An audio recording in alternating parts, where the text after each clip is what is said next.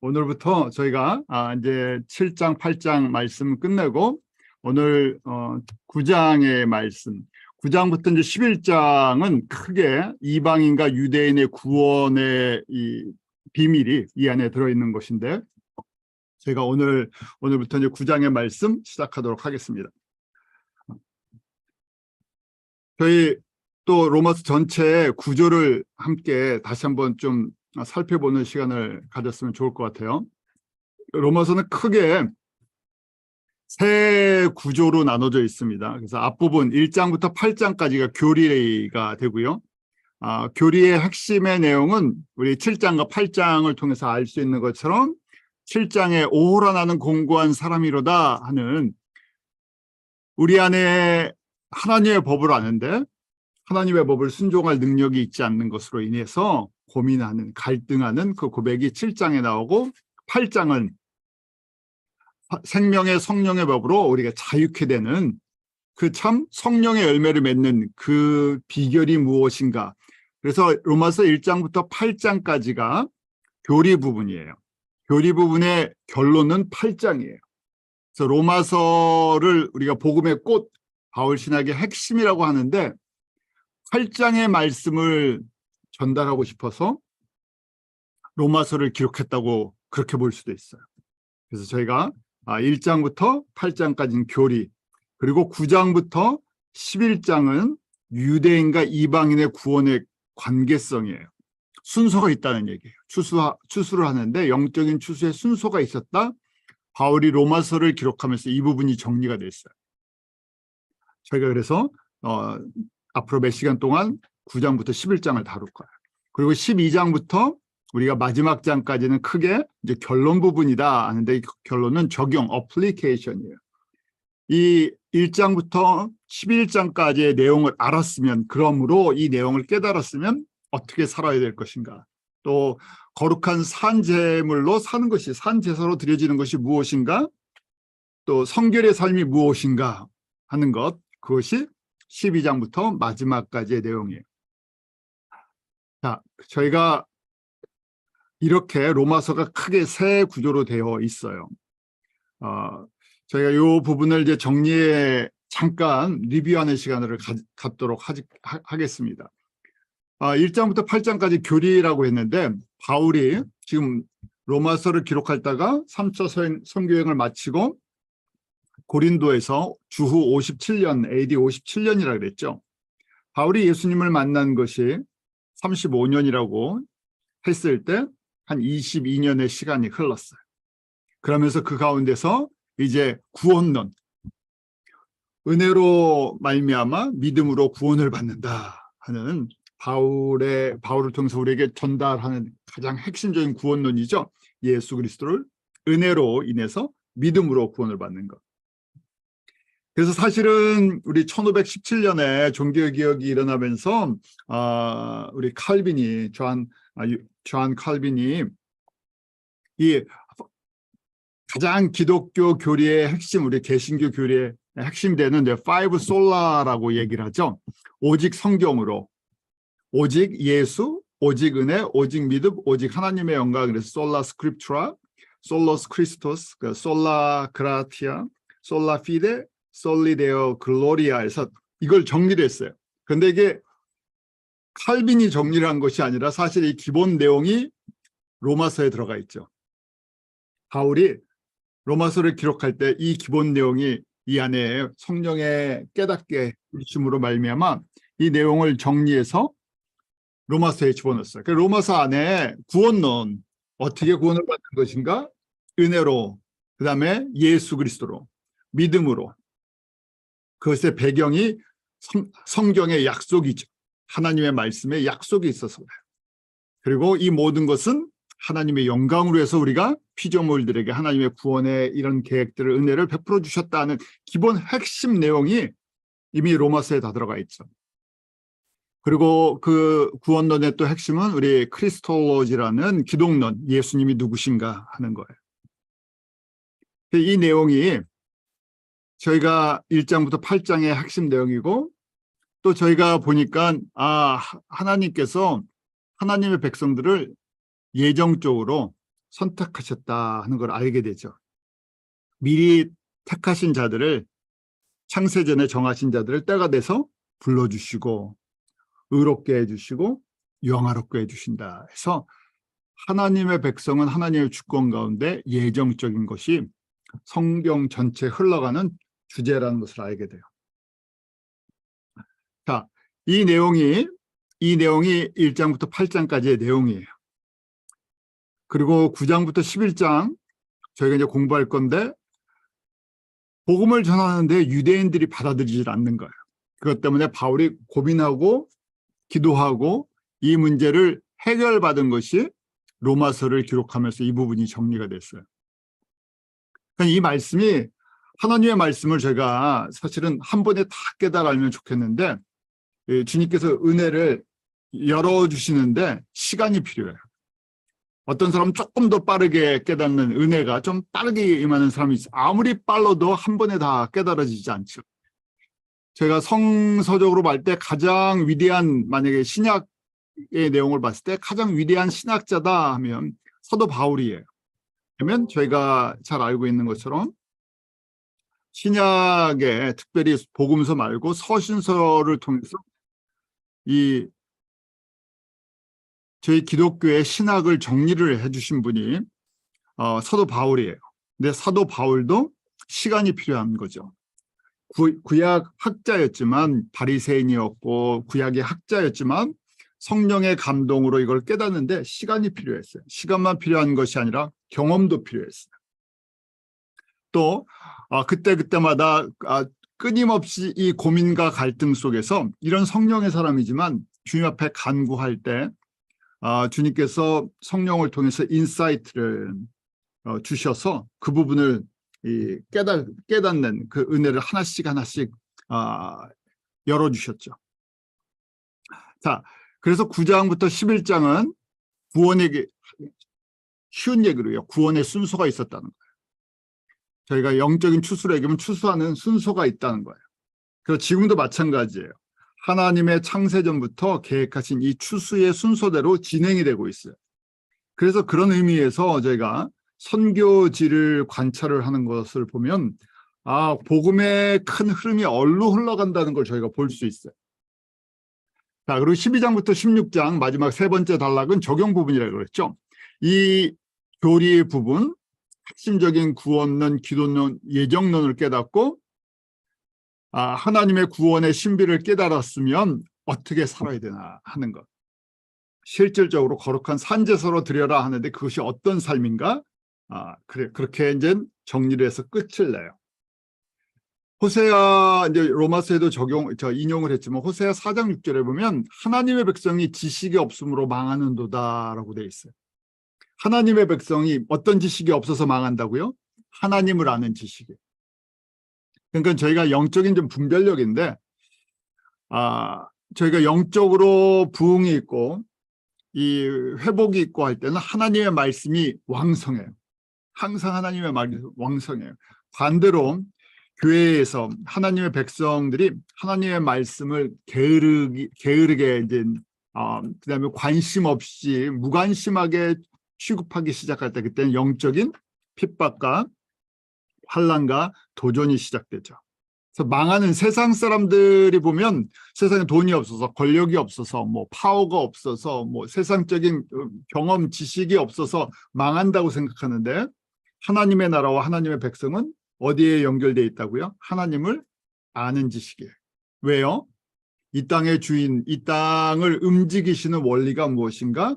하나님의 백성들에게 하나님을 아는 지식을 교육시키기 위해서 허락하셨다는 거예요. 그래서 저희가 보는, 세상을 보는 눈과 하나님을 알지 못하는 사람들이 세상을 보는 눈은 완전히 다르죠.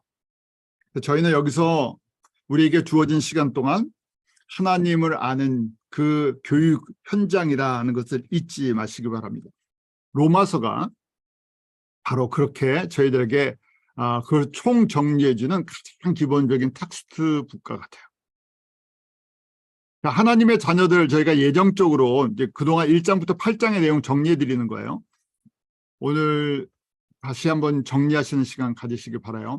1장부터 8장까지 보니까 하나님의 자녀들이 예정되어 있는데 하나님의 자녀들이 크게 세 부류로 나눠진다는 거예요.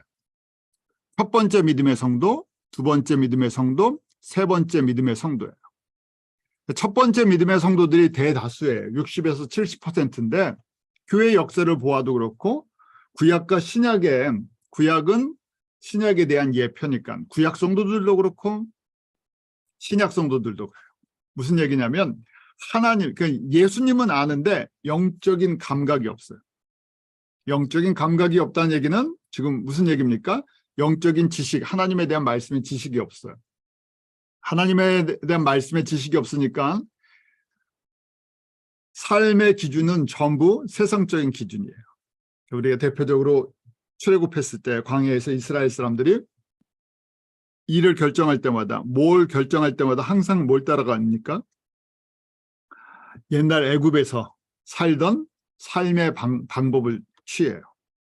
그런데 그게 출애굽한 광야의 성도들만 그런 것이 아니라 하나님의 백성들이 전체가 다 그렇다는 거예요. 그러니까 영적인 감각이 없어요. 말씀을 배운다는 것 자체가 은혜예요. 사실은 교회에서 말씀을 많이 가르쳐 드리려고 하는데 말씀 프로그램 많이 해드리면 교인들이 늘어나는 게 아니라 교인들이 줄지어 적당히 해드려야 되는데 조금 제자 훈련이라고 해서 강도를 좀 심하게 하면 교인들이 견디지를 못합니다. 왜냐하면 60에서 70% 분들은 그렇게 심한 걸 원하지 않으세요. 제가 뭐 대학교 때 제자 훈련 한다고 저희 2단계 뭐 해서 2년 동안 제자 훈련하는 게 굉장히 강한 줄 알았어요. 그것도 유급을 몇 번을 했는데요. 2년 내에 끝내는 게 쉽지가 않았어요. 그런데 지나고 보니까 진짜 기초 성경 공부인데 제가 그걸 또 배워갖고 중고등부 교사하면서 이걸 학생들한테 제자훈련 2년 프로그램을 심어주고 싶어갖고 했는데 뭐 제 영향력으로는 되지는 않죠. 그래서 조금 해봤던 경험이 있는데 일반 교회에서는 사실은 저희가 지금 하는 이 로마서를 지금 1년째 하고 있는데 로마서를 1년을 한다 그러면 제가 이렇게 박수를 쳐드리잖아요. 박수를 쳐드리고 원하시는 게 있으면 제가 다 해드리겠습니다. 왜냐하면 정말 이렇게 그 말씀에 대한 이렇게까지 대부분이 하죠. 일반 그 말씀을 이렇게까지 배워야 됩니까?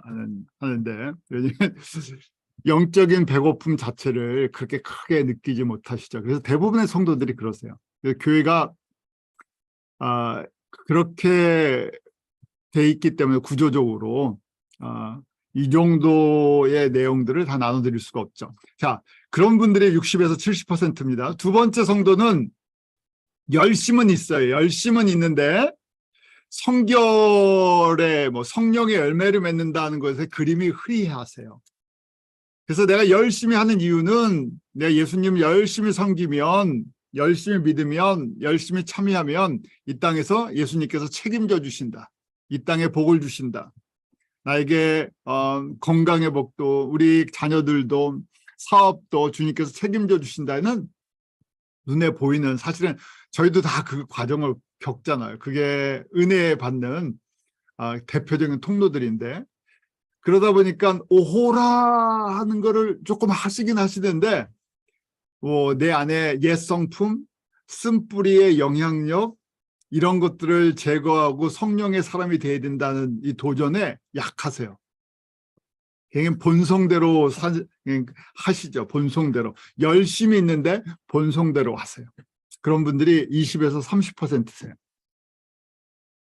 자, 그 다음에 저희가 오호라에서 이제 그 다음 단계가 바로 생명의 성령의 법안에서 성령의 9가지 열매를 맺는 거룩한 성결의 삶을 사모하는 인격의 변화가 생기는, 성령 안에서 새로운 인격의 변화, 쓴뿌리의 문제가 내 안에 이 쓴뿌리의 문제가 얼마나 심각하다는 걸 깨닫고 그것을 두고 예수님 앞에서 애통하는 팔복의 그 삶을 추구하는 사람들이 생기기 시작하죠. 이것이 로마서 8장의 사람들이에요. 또 히브리서 11장이라고 표현되어 있죠. 히브리서 11장에 이 땅이 아니라 내가 상을 받는데 이 땅에서 받는 것도 좋지만 어디서 받기를 더 원하는 거예요. 새하늘과 새 땅, 새 예루살렘, 우리 저 세상에서 받기를 더 사모해요. 이 땅에서 좀 못 받은 거 있으면 어느 쪽으로 다 옮겨달라고요. 저쪽에서. 그렇잖아요. 저희가 믿음의 사람들을 관찰을 해보니까 이 땅에서 못 받는 분도 많으세요. 이 땅에서 못 받는 분들은 복리로 해서 저희가 다 쌓여서 복리죠. 복리로 해서 100배, 60배, 30배로 받으실 거예요. 그런 믿음을 갖고 있는 거예요. 그래서 내가 이 땅에서 그런 것이 없어도 예수님 때문에 고난이 있어도 끝까지 십자가의 길을 걸어가는 사람들. 그래서 로마서 8장이 그런 그 내용이라고 그랬죠. 8장을 기록한 이유예요.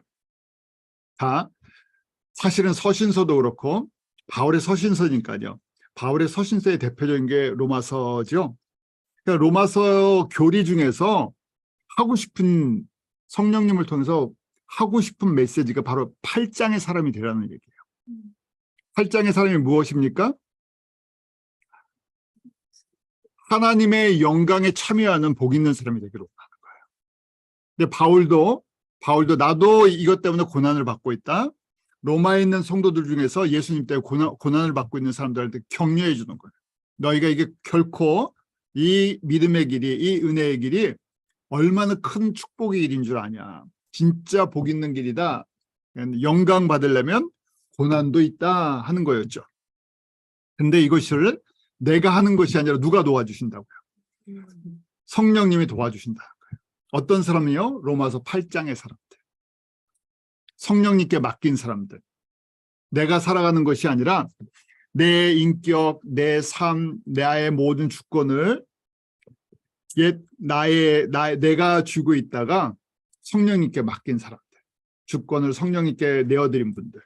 그 사람들의 인격의 변화도 있고 예수님을 닮아가면서 하나님의 영광을 나타내는데 이걸 누가 도와주시냐면 로마서 8장 26절 성령이 우리 연약함을 도와주신다. 로마서 7장에 머물러 있으면 도와주실 수가 없어요. 도와주고 싶은데 뭐가 많아서요. 우리 7장은 뭡니까? 우리 안에, 우리 혼의 구조 안에 쓴뿌리가 너무 많다는 얘기예요. 그냥 쉬운 얘기로요. 내 욕심이 너무 많아요. 내가 다 움직이려고 하니까 성령님이 움직이실 수가 없다는 거죠. 그래서 8장의 사람이 되려는 거예요. 8장의 사람이 되면 성령님이 쓴뿌리의 문제든 모든 문제에 대해서 인격의 변화, 성화의 문제에 대해서 성령님이 그걸 친히 간구하시고 도와주신다는 거예요. 그래서 이런 사람들을 미리 아신 자다. 예수님의 형상을 닮게 하시려고 미리 예정하신 사람들이다. 하나님의 기업과 하나님의 영광을 나눠주시려고 예정하신 사람들이다. 계속 도전을 줬던 거죠. 이 내용의 또 다른 각도가 우리가 계시록이에요. 계시록도 똑같이 고난 가운데 있는 성도들에게 십자가의 길이 값진 길이다 하고 보여주면서 우리 계시록의 그 마지막 모습은 신부의 모습으로 보여져요. 예수님의 너희들이 신부다. 그래서 신부들이 누릴 영광과 신혼집을 보여주시는 것이 새 예루살렘이라고 했었죠. 그래서 새 예루살렘은 천국의 핵심, 새하늘과 새 땅의 핵심 지역인데 거긴 누가 들어가나? 신부들이 들어가요. 그래서 모든 성도들이 신부로 부름을 받았다고 볼 수도 있지만 신부로 예비되는 사람들이 어떤 사람들인가? 세 번째 그룹에 속하는 성도들이라는 얘기예요. 그래서 이렇게 나누게 좀 그런데요. 그 질문들 많잖아요. 천국이 계층 사회다 그러면 아니 천국에도 계급이 있습니까? 천국에도 뭐 이렇게 나누는 게 있습니까? 이 땅에서도 그런 것 때문에 스트레스 받는데 그게 무슨 천국입니까? 하고 하는데 천국의 계층은 이 세상의 계층이랑 다른 거라 그랬었죠. 영광의 차이가 있는데 하늘에서 높은 자, 하나님 나라에서 높은 자는 어떤 자라고 예수님께서 말씀하셨죠? 이 땅에서 자기를 낮추는 자, 예수님을 위해서 기꺼이 자기 생명을 드리는 자. 그래서 우리 servant leadership이라고 이야기를 하죠. 섬기는 종이다. 그래서 예수님께서 보여주셨어요. 예수님께서 하늘에서 높은 자리에, 가장 높은 자리에 앉으셨는데 어떤 과정을 겪으셨나? 모든 영광과 권세를 포기하시고 이 땅의 죄인들, 저희를 위해서, 죄인들을 위해 오셔서 기꺼이 모든 죄를 감당하시는 죄인이 되셨죠. 다 베풀어 주셨어요.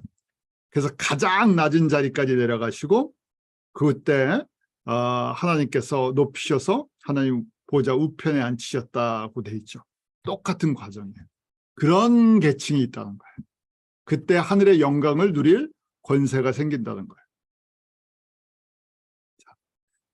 그래서 저희가 로마서를 보니까 두 가지 법이 우리 마음속에 있군요 하는 것을 알게 됐죠. 하나는 성령의 법, 또 다른 말로는 마음의 법, 하나님의 법. 그리고 다른 법은 죄의 법, 죄와 사망의 법, 쓴뿌리의 법. 두 가지가 싸운다 그랬어요. 그래서 이 싸우는 구조가 우리가 옛날에는 우상을 섬기는 우상의 제단이었는데 예수님을 나의 마음에 모셔드리고 나서 하나님의 성전으로 바뀌었어요. 그런데 안에 내부 구조는 안 바뀌었다는 얘기예요. 주인만 바뀌어놨지 나머지는 그대로예요. 그래서 그대로 우상을 섬겼던 법과 내 마음속에서 이제 새로 주인으로 모신 예수님이, 성령님이 같이 공존을 하는 구조예요. 그런데 너무 오랫동안 우상을 섬기는 죄의 법, 사망의 법, 나의 쓴뿌리의 법, 옛 성품이 너무 강해서 성령님께서 이게 정리될 때까지 가만히 계신다는 얘기예요. 그래서 놔두면 죄의 법이 항상 이기게 돼 있어요. 히브리서 12장 15절에는 이걸 쓴뿌리라고 표현되어 있죠. 그래서 쓴뿌리 때문에 하나님의 은혜에 이르지 못하고 나도 괴롭고 다른 사람도 괴롭게 한다는 거예요. 두 마음이 있으니까요. 그래서 원치 않는 것을 행하는 모습을 보이는 것, 성령의 열매를 맺지 못하는 것을 7장에서 보여주죠. 저희가 그래서 7장을 이해하시려면 제가 그 성전의 구조를 보여드렸었죠. 다 외우시죠? 제가 시험 본다 그랬었는데 항상 시험 본다 그랬었는데 다 외우실 것 같아갖고 자, 저희가 성막을 그리세요. 성막 다 그리시죠. 머릿속에 그리세요. 성막의 문이 동쪽에 있습니다. 성막의 동문을 들어오면 저희가 예수님께서 양의 문이 되시기 때문에 그 문이 예수님이에요. 그래서 문을 들어오면 일단 구원받은 거죠. 예수 그리스도의 피로 구원받고 들어왔어요. 하나님의 백성이 됐어요. 그럼 들어오면 아우터 코트라고 얘기하는 바깥 뜰이에요. 바깥 뜰에 번제단이 있고 물두멍이 있어요. 자, 거기서 저희가 이제 하나님 앞에 예배도 드리고 좀 성결하는 훈련도 조금 해요. 그 다음에 이제 성소가 있죠. 이제 진짜 성소가 있어요. 휘장을 들어서 성소에 들어오면 그 안에 떡상이 있죠. 떡상이 있고 한쪽에 또 뭐가 있습니까? 촛대가 있어요. 자, 그러니까 성소에 들어가서 하는 행동은 저희가 보면 떡을 먹어야 돼요. 생명의 떡을 먹어야 돼요. 바깥엔 떡은 없어요. 그래서 떡을 먹고 거기에 그 성령의 그 기름 때문에 빛이 계속 그 안에 밝혀지죠. 그래서 떡과 성령의 기름 부으심, 하나님의 말씀과 성령의 기름 부으심이 거기서 이제 공급이 돼요. 그 다음에 이제 들어가는 데가 이제 휘장을 지나서 우리가 아는 것처럼 지성소로 들어가요. 지성소는 하나님의 보좌를 우리에게 상징적으로 보여주는 하나님의 임재가 있는 곳이에요. 제가 그래서 지난주에 그런 말씀드렸죠. 예배를 저희가 선택해서 드릴 수 있다면 어디 가서 드리고 싶으세요? 다 지성소에 들어가고 싶으시죠? 성경 공부할 때는 맨 뒤쪽에 저 얘기입니다. 맨 뒤쪽에 앉고 싶은데 자, 예배는 예수님 바로 앞에서, 예수님 보좌 바로 앞에서 들어가서 드려야 되잖아요. 근데 저희가 지금 공부를 하는 것도 지성소에 들어가서 찬양하고 기도하고 예배 드리고 싶어요. 지성소에서 섬기고 싶어요. 자, 그래서 지성소에서 섬기는 사람 구약으로 봤을 때는 누가 지성소에서 들어가서 섬겼죠? 대제사장만 들어갔어요. 근데 예수님께서 저희가 히브리서 10장의 말씀처럼 십자가에 죽으실 때 그 성소와 지성소를 연결하는 휘장이 위에서부터 아래로 찢어져서 누구든지 들어갈 수 있는 은혜의 문을 열어주셨어요. 그러니까 사용을 하라는 얘기예요. 그래서 저희가 담대히 들어가자 그러잖아요. 그러니까 저희가 들어가야 돼요. 들어가는 그 훈련을 저희가 이제 요 상태를 그대로 그 그림을 우리가 혼의 구조에다가 집어넣는 거예요. 우리 혼이 소울이라고 하는 우리 혼이 방이 지금 성소랑 똑같다는 거예요. 그래서 휘장을 힘이라고 생각하고 성소를 뜻이라고 마인드라고 생각하고 그 다음에 들어가서 다시 또 휘장이 있죠. 힘, 스트렝스가 있고 그 다음에 또 들어가면 지성소, 홀리 오브 홀리스를 우리 성품 또 목숨이라고 하는 이게 작은 소울이에요. 영어로 보면 작은 소울로 돼 있어요. 그 다음에 거기에 뭐가 있습니까? 보호자를 상징하는 언약궤가 있어요. 언약궤, 아크가 있고 언약궤 위에 속죄소가 있어요. 멀시 시트. 그 피를 갖다가 뿌리는 바로 그 멀시 시트가 저희가 보호자라고 보죠. 이 그룹 천사가 지키고 있으니까. 그래서 그 언약궤를 우리가 heart, 마음이라고 봐요. 그러면 사람의 영은 어디에 있나? 마음에 들어가 있어요. 그럼 하나님의 영이 어디 거하시나? 우리가 예수님을 영접할 때 성령님이 우리 안에 indwelling spirit, 성령님이 우리 안에 거하시잖아요. 성령님이 어디 거하시나? 사람의 영과 합쳐져서 마음 안에 언약궤에 거하신다는 거예요. 이제 그림이 그려지셔야 돼요. 안 그려지시면 여러분들이 찾아서 보세요. 그래서 제일 좋은 건 그려서 머릿속에 갖고 계셔야 돼요. 이 터버너클 성소의 구조를 성소, 지성소, 그 다음에 휘장이 두 개가 있죠. 들어가는 엔트런스 휘장, 그 다음에 성소에서 지성소 들어가는 휘장. 그래서 우리가 휘장은 힘이라고 생각하고 성소를 뜻이라고 마인드라고 생각하고 지성소를 성품, 작은 소리예요. 영어로 보면 또 목숨이라고 얘기하죠. 마가복음 12장 30절에 보면 마음을 다하고 목숨을 다하고 뜻을 다하고 힘을 다하여 주 너의 하나님을 사랑하라. 나의 전 인격을 다해서 하나님을 사랑한다는 얘기죠. 자, 그래서 우리의 이제 마음이라고 얘기할 때 우리 그 헬라어로 카디아죠. 카디올로지라고 이제 심장과 얘기하듯이 하트인데 이걸 갖다가 성경의 속사람이다 아니면 요한복음 7장 38절에 보면 배라고 표현되어 있어요. 배. innermost being인데 가장 깊은 곳, 또 뭐 중심, 하나님은 사람의 중심을 보신다 그랬어요. 왜냐면 하트에 뭐가 들어있냐는 거예요. 하트의 주인이 누구냐는 거예요. 하트에 우리 그 사형리 여러분들 이렇게 하시고 할 때 의자 그려져 있죠. 하트의 의자가 있는데 그게 이제 속죄소라고 생각하세요. 언약궤. 거기에 누가 앉아 있냐는 거예요. 그래서 그게 진짜 주인이에요. 그런데 거기에 성령님이 예수님이 앉아 계셔서 성령님이 계시는 거죠. 하나님의 영이 거하시는 것.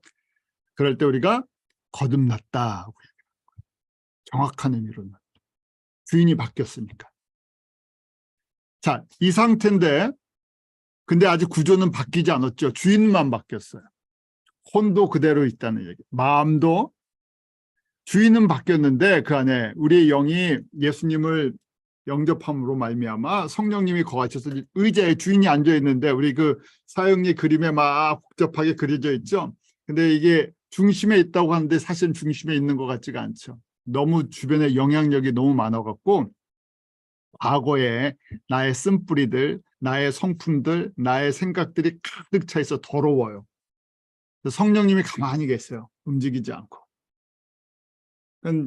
그 상태가 우리가 성령의 열매가 맺지 않고 옛 육신대로 살아가는, 육신의 소욕대로. 급하면 뭐가 나옵니까? 육신의 소욕대로 사는 삶이 나와요. 이거는 신앙의 연수랑 상관이 없죠. 얼만큼 이 부분을 내가 성령님 안에서 다뤘냐 하는 거예요. 그래서 말씀 묵상을 통해서 얼만큼 그래서 우리가 이걸 성결이다, 성화다, 이건 라이프롱 주님을 만날 때까지 해야 하는 거다 하는 거죠. 자, 여기까지가 7장과 8장의 내용이에요. 그래서 성령님께 이걸 맡기기 시작하면 성령님이 보혜사 성령님이 도와주신다 그랬죠. 보혜사 성령님을 보내주신 중요한 이유가 이 부분을 우리에게 새롭게 해주시기 위해서 그래요. 그래서 항상 보혜사라는 우리 파라클레토스의 그 기능을 잘 인식하시자 그랬죠. 내 옆에서 내가 초청할 때 들어와서 나를 도와주시는 분, 나의 변호자, 나의 대언자, 나를 새롭게 하시는 분. 내 안에 이 성전이 내 혼의 하나님의 성전인데 이걸 누구보다도 깨끗하게 만들어주고 싶어 하세요. 그런데 인격적이셔갖고 참 그냥 강제로 해주시면 참 좋으실 텐데 그냥 와서 막 청소를 다 해주시면 얼마나 저희가 쉽게 하겠어요. 근데 저희가 갖고 있는 의지와 감정과 지식을 가지고 그것까지 다 내려놓기로 원하세요. 고백하게. 그 과정 속에서 조금씩 변화되어 가는 과정이 성결의 과정이에요. 그래서 어떤 성도도 넘버 1 성도에서 갑자기 3번이 되지 않아요. 시간이 필요해요. 그래서 바울도 그랬고 누구나 다 마찬가지죠. 넘버 1 성도로 사는 기간이 있어요. 이분 넘버 3 성도로 세 번째 유형의 성도로 예정받았다고 하지만 성장 과정이 있어요. 그래서 어느 정도 이걸 거치게 돼 있죠. 이스라엘 사람들이 다 함께 홍해를 건너서 다 광야에 들어갑니다. 똑같이 출애굽을 해서 광야에 40년을 보내요. 그런데 40년을 보냈는데 40년 광야 학교를 다 졸업한 건 아니었죠. 거기서 1세대는 다 죽었어요.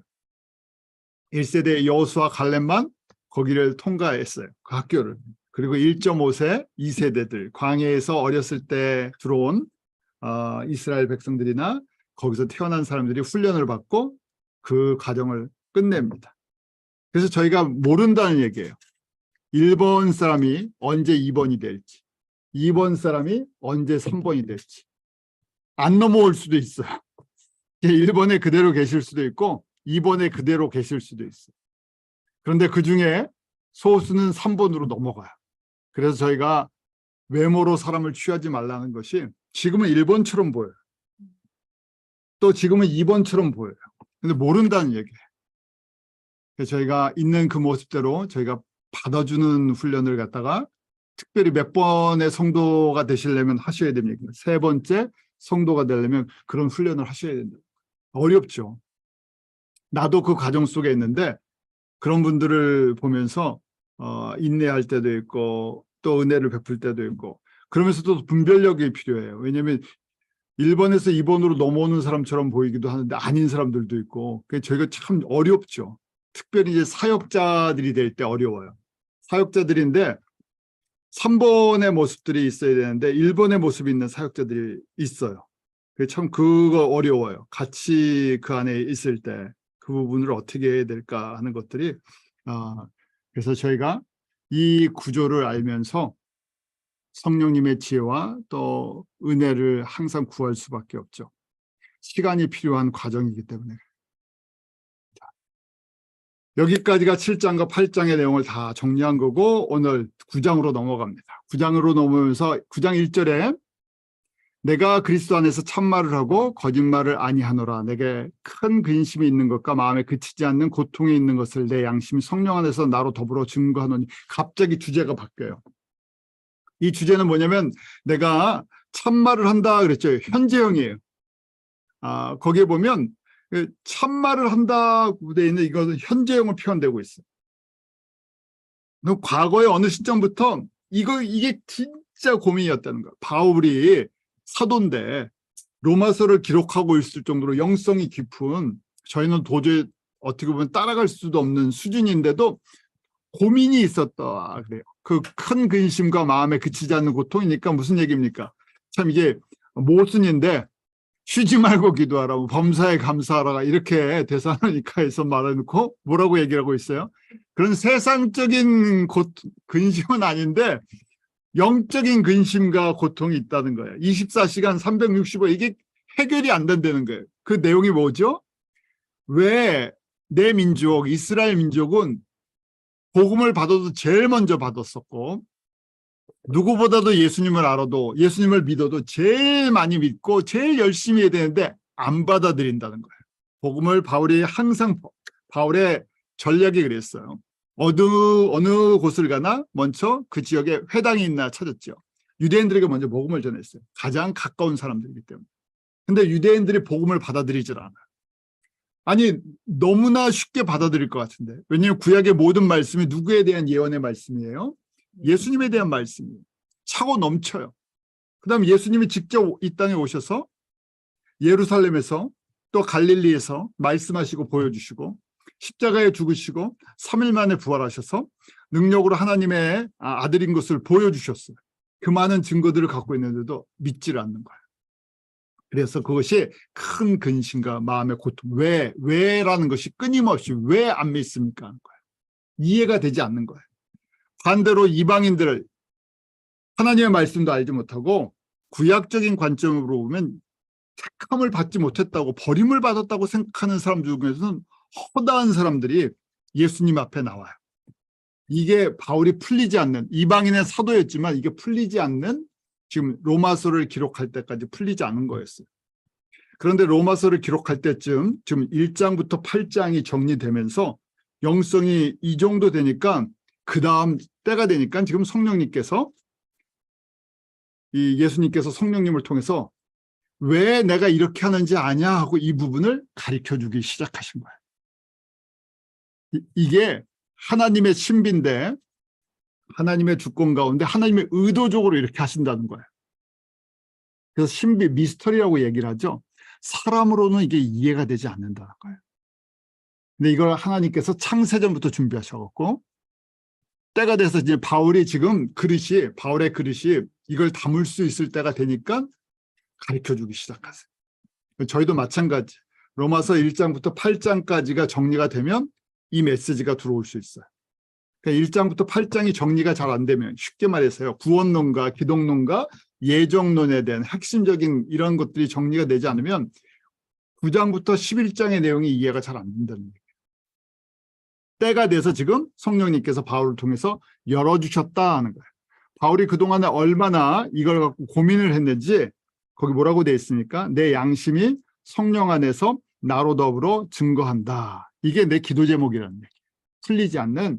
근데 더불어 증거한다고 되어 있죠. 그 헬라어로 숨 마르트레오라고 되어 있어요. 숨이라는 게 with고 마르트레오가 마르투스라는 그 증인 to test 이 두 단어가 합쳐진 거예요. 그래서 더불어 증거한다. 그러니까 성령님이랑 내 영이 내 마음속에 있는 양심, 내 속에 있는 성령, 이 양심과 성령님이 동시에 증거를 하고 있다는 거예요.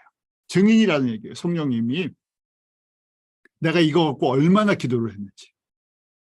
22년 동안 했겠죠. 예수님을 다메섹에서 만나고 그때부터 복음을 전했으니까 유대인들에게 먼저, 내 형제들에게, 내 민족에게. 근데 이게 이상하게 열매를 못 맺는 거예요. 그래서 지금 로마서를 정리할 때쯤 이것이 이제 정리가 된 거예요. 저희도 이 말씀이 저희는 많이 들어서 어떻게 보면 다 아시는 말씀이에요. 저희가 대단한 은혜를 받았죠. 바울이 무려 22년 동안 하나님의 인도하심과 성령의 깨닫게 하심 속에서 깨달은 거를 저희는 다 알고 있어요. 그러니까 뭐 어떻게 보면 바울과 같은 영성을 저희가 다 갖고 있다고 저는 믿습니다.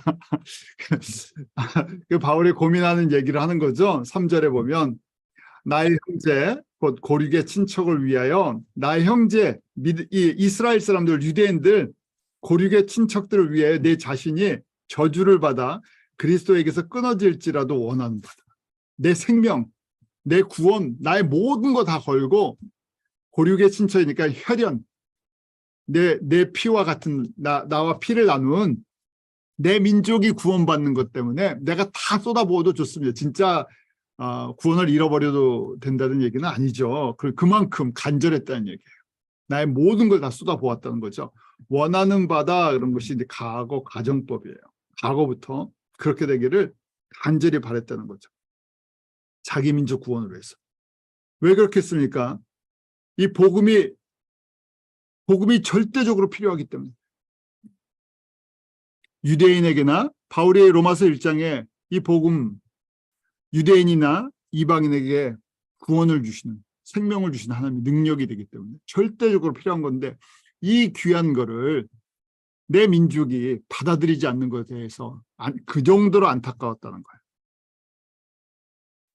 그래서 이스라엘 백성들, 자기 민족이 복음을 받아들이지 않으면 그게 끝나는 것이 아니라 멸망당하는 거죠. 그러니까 이런 의문이 있었던 거예요, 바울이.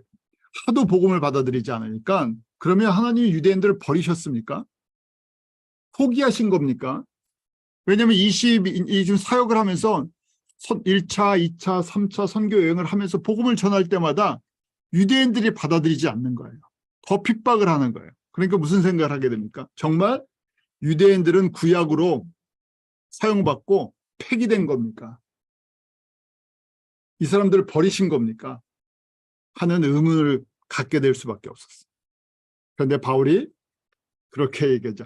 하나님은 그럼 약속 어떻게 된 겁니까? 하고 거꾸로 이게 이제 변호하는 것처럼 나오죠. 구약의 말씀에 하나님의 말씀에 약속하지 않으셨습니까? 하고 거꾸로 따지는 거예요. 그래서 9장 4절에 보면 이스라엘 사람이라 저희는 하나님의 백성, 언약 백성이라는 거죠. 저에게는 양자됨과 영광과 언약들과 율법을 세우신 것과 예배와 약속들이 있지 않습니까?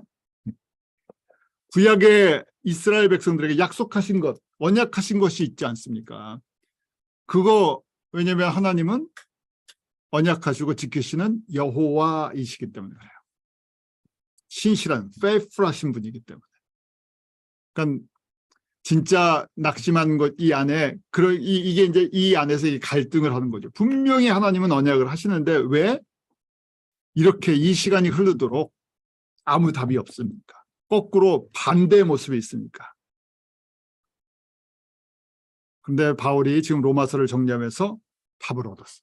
성령님께서 답을 얻어서 사실은 9장, 10장, 11장에 답은 11장 1절에 나와 있어요. 11장 1절에 언약하셨는데 어떻게 되신 것입니까? 네, 답을 주신 거예요. 이걸 정리할 때. 그래서 11장 1절 그러므로 내가 말하노니 하나님이 자기 백성을 버리셨느냐? 언약을 폐기하셨느냐? 그럴 수 없다. 나도 이스라엘 사람이고 아브라함의 씨고 베냐민 지파라. 그럴 수 없다. 구돼 있죠. By no means. 절대 그럴 수 없다는 거예요. 그럼 왜 이렇게 된 겁니까? 하는 거를 9장, 10장, 11장에 정리를 해나가는 거예요. 왜 이렇게 모이는 겁니까? 답을 다 알고 계시죠? 그래서 여러분들이 9장, 10장, 11장을 읽으셔서 내 말로 정리해서 설명을 하실 수 있으면 바로 저희가 이제 각자 생각이 믿음이 정리가 되시고 또 누가 혹시 물어봐도 대답을 하실 수도 있고 또 우리가 비전이 그러면 클리어해져요. 주님께서 어떻게 일하시는구나. 지금 이 시간에 뭘 하기를 원하시는구나 하는 게 분명해져요. 시간 하나님의 때와 하나님이 행하시는 일이 무엇인지를 이 9장, 10장, 11장에서 알 수 있어요. 그래서 바울이 깨달은 게 뭔가 이 안에서 삼위 하나님의 최대 관심사는 하나님의 창조 목적으로 이루어 나가 창조 목적이 있으시다는 거예요. 창조 목적 무슨 얘기죠? 하나님의 백성들에게 창조주가 누구신지를 교육시켜주고 창조주에게 모든 것을 다해서 자원함으로 영광을 돌려드리는 거예요.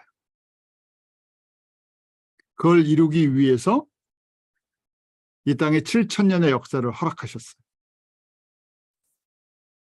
그리고 예수님을 보내주셔서 하나님의 사랑이 하나님을 떠나고 어떻게 하나님의 백성들이 회복이 되고 하나님의 나라가 회복되는 걸 이 땅에서 경험시켜 주셨어요. 그래서 저희가 하나님은 피조물들, 하나님의 백성들이 생명을 얻고 창조주에게 온전히 영광 돌리는 이 과정을 훈련시키기를 원하셨다는 거예요.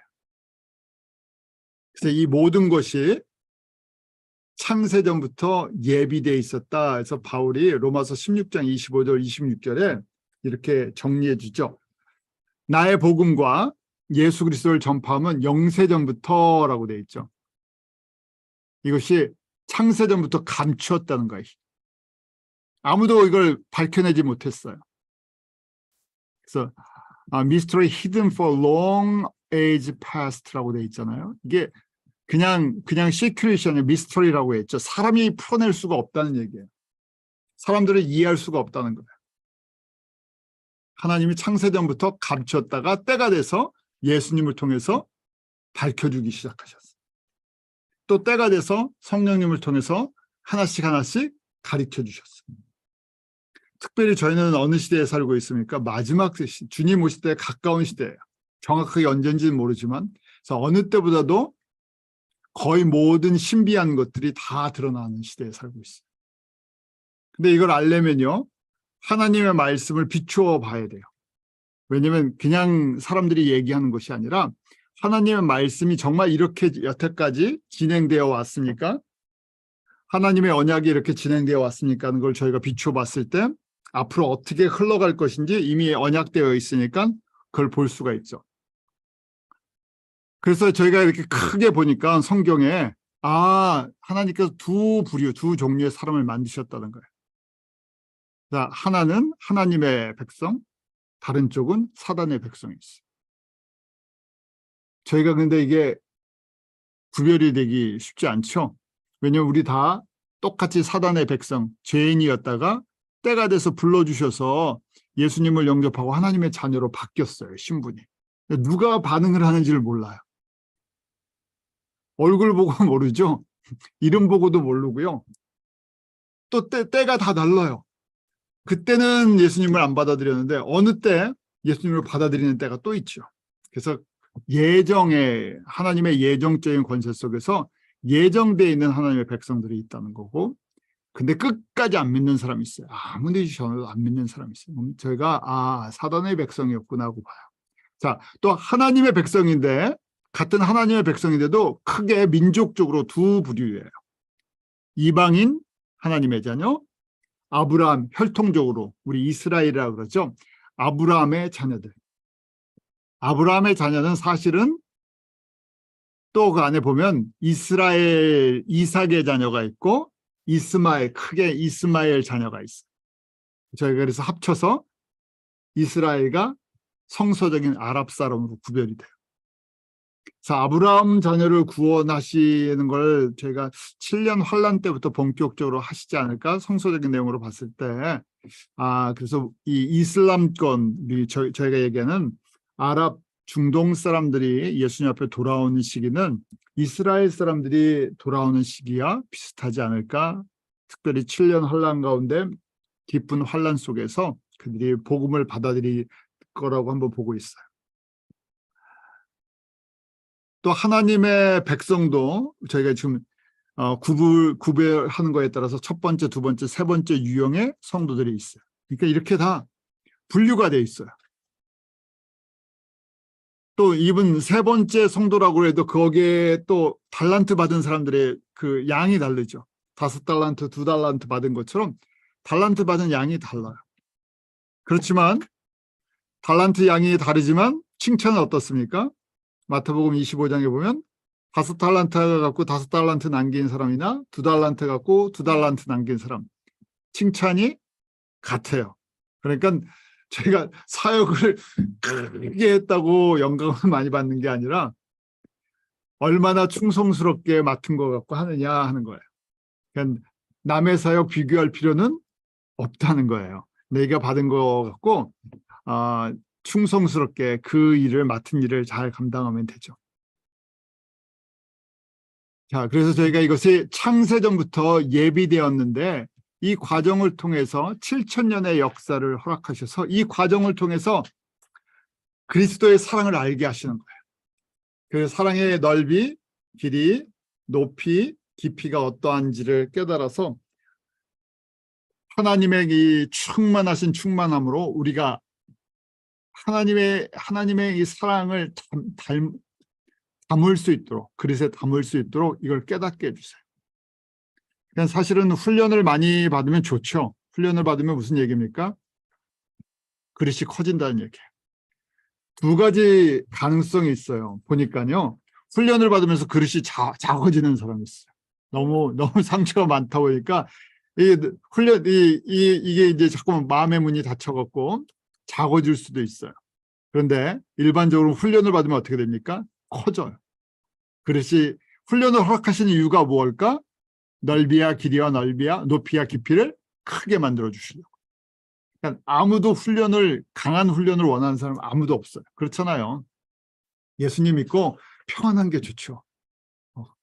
저희가 뭐 큰 욕심이 있는 게 아니라 다 평안한 걸 원해요. 근데 하나님께서 예정하신 그 그릇에 따라서 훈련을 시켜주세요. 훈련을 받을 때 너무 힘든데 그 안에 감사할 수 있는 것은 이 과정을 통해서 하나님의 충만한 것을 담도록 하나님의 그릇이 커져야 하나님의 이 지혜도 커지고 하나님의 신비를 담을 수가 있어요. 하나님의 신비가 로마서 11장, 이제 9장, 10장, 11장에 핵심 신비가 뭡니까? 11장 25절, 26절 항상 강조시켜드렸죠. 이거 꼭 아셔야 된다고. 왜냐하면 이 신비는 이방인의 충만한 수가 들어오기까지 이스라엘의 더러움은 완악하게 된 것이라 구원의 순서가 있었다는 거예요. 이스라엘이 왜 이렇게 안 믿습니까? 답은 이거예요. 바울에게 가르쳐준 답.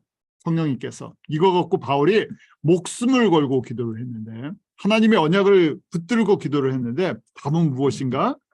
순서가 있었다는 거예요. 이방인 가운데 있는 하나님의 백성의 숫자를 채운 다음에 이스라엘을 구원하겠다. 그때까지 이스라엘을 어떻게 하겠다고요? 영적으로 눈이 어둡게 만들어. 어떤 방법을 통해서도 눈이 안 떠진다는 거예요.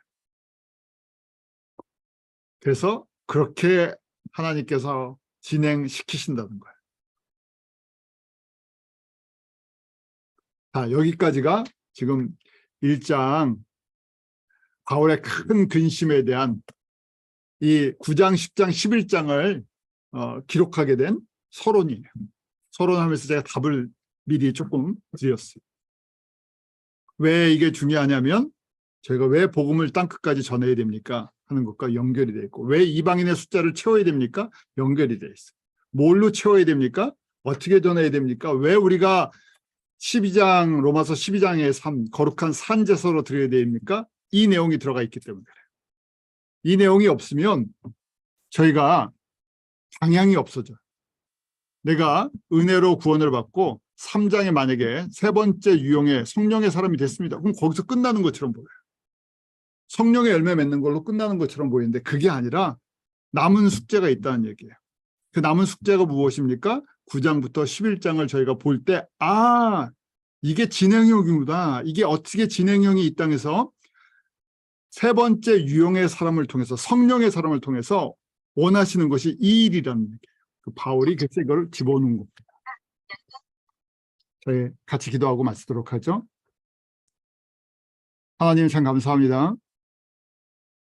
한 해를 정리해 나가는 이 시간에 다시금 로마서의 말씀을 통해서 저희가 주님의 은혜 가운데 한 해를 마무리 짓게 하시고 또 다가오는 2024년도 주님께서 주시는 새로운 비전을 가지고 믿음을 가지고 달려나갈 수 있는 은혜를 베풀어 주시옵소서. 강건함을 허락하여 주시옵소서. 우리의 육과 혼과 영이 주님 안에서 날마다 강건함을 누리며 우리에게 맡겨주신 이 귀한 사명을 충성스럽게 감당하는 그런 아름다운 믿음의 순종이 있게 하시고 우리가 예수 그리스도를 알고 예수 그리스도를 닮아가는데 머뭇거리지 않게 하시고 열심히 주님을 알고 열심히 주님을 닮아가는 그런 아름다운 믿음의 결단과 고백들이 저희들의 삶 속에서 열매로 맺히게 하여 주시옵소서. 감사하며 예수님 이름으로 기도합나이다. 아멘.